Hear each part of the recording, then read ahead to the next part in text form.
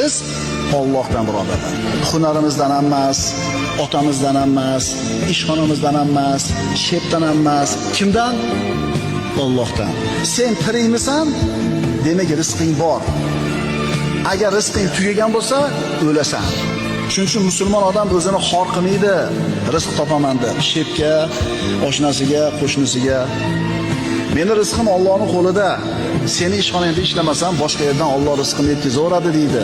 Agar iymoni komil bo'lsa, rizqini Allohdan yeygan. Shep, meni haydamang, мне нужна эта работа deydi. Menga kerak shu ish deydi. Haydamang deydi. Alloh taolo rizqini bitta eshigini yopib qo'ysa, boshqasini albatta ochadi. Chunki siz tirikmisiz? Robbis subhanahu va taolo sizni rizqingizni o'zini zimmasiga olgan. Xotirjam bo'ling, qo'rqmang, cho'chimang. Kursda o'ynashdan ham qo'rqmang, do'konlar buzilib ketdi desam qo'rqmang. Sizni rizqingizni Alloh o'zini zimmasiga olgan. Xotirjam bo'ling.